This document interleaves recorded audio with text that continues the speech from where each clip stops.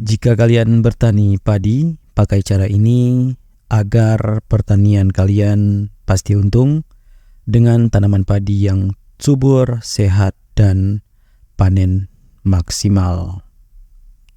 Ya, padi adalah tanaman pokok yang menjadi sumber pangan utama bagi jutaan orang, terutama di Asia Tenggara.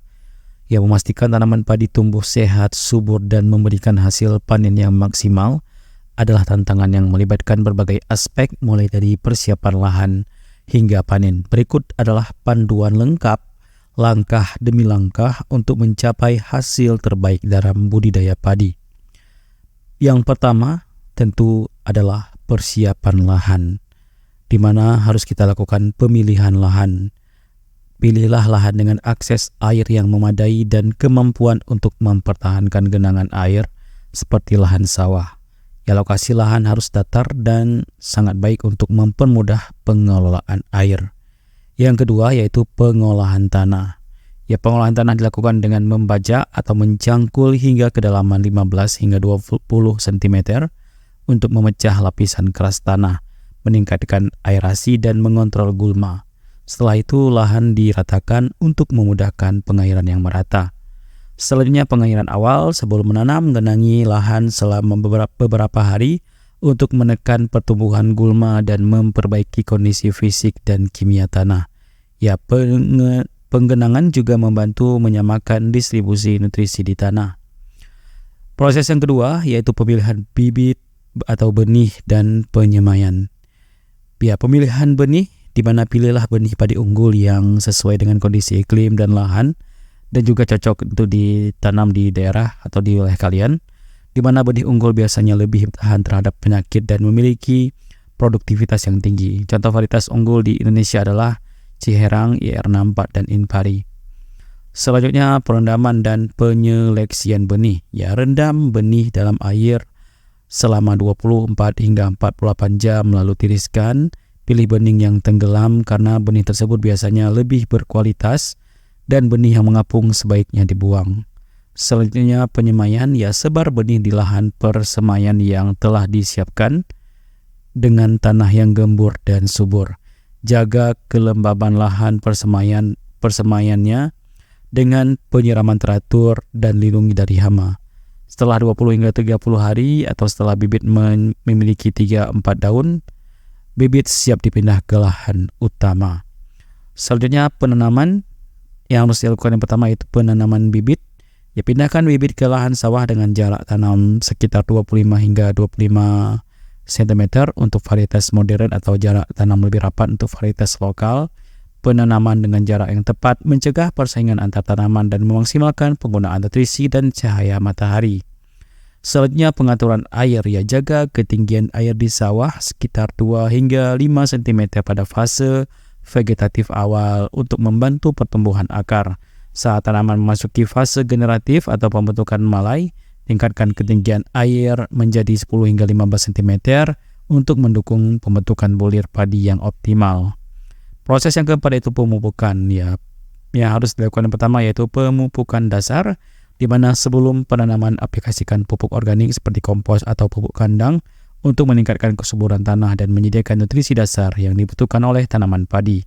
Selanjutnya pemupukan lanjutan, di mana pada fase vegetatif 2 hingga 3 minggu sebelum masa tanam, berikan pupuk NPK dengan kandungan nitrogen tinggi untuk mendorong pertumbuhan daun dan batang.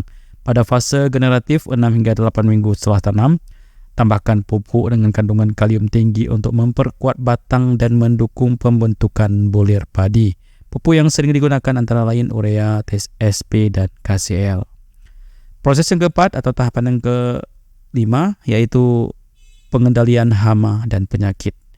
Ya, untuk pengendalian hama utama pada padi termasuk wereng, penggerek batang, dan tikus. Gunakan insektisida nabati atau hayati untuk mengendalikan hama secara ramah lingkungan. Pengendalian biologis dengan memanfaatkan musuh alami seperti laba-laba atau burung pemakan serangga juga efektif. Selanjutnya untuk pengendalian penyakit, di mana penyakit seperti hawar daun bakteri atau BLB dan busuk batang sering menyerang tanaman padi. Lakukan rotasi tanaman dan gunakan varietas padi yang tahan penyakit dan penggunaan fungisida atau bakterisida organik dapat diterapkan secara hati-hati sesuai petunjuk. Yang keenam yaitu pengairan dan irigasi. Irigasi sawah, dan pastikan lahan sawah memiliki sistem irigasi yang baik karena padi sangat tergantung pada ketersediaan air yang konsisten. Sawah harus tetap digenangi air hingga memasuki fase pengisian bulir. Selanjutnya pengeringan sebelum panen. Sekitar 10 hingga 14 hari sebelum panen kurangi atau hentikan pengairan untuk mengeringkan lahan. Hal ini membantu mempercepat pematangan bulir padi dan mengurangi kadar air pada saat panen.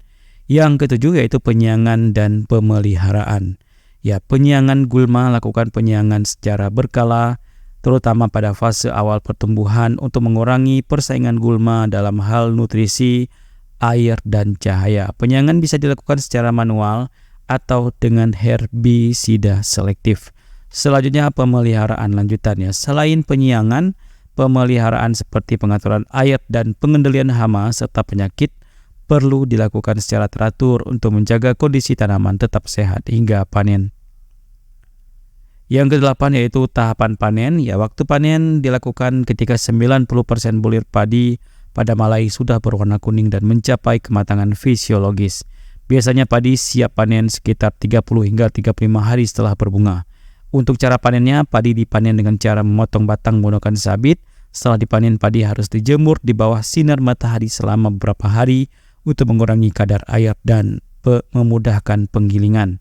Selanjutnya, pengolahan pasca panen, di mana setelah panen, bulir padi perlu diproses melalui penggilingan untuk memisahkan sekam dari beras. Simpan beras pada kondisi kering dan sejuk untuk mencegah serangan hama dan penyimpangan.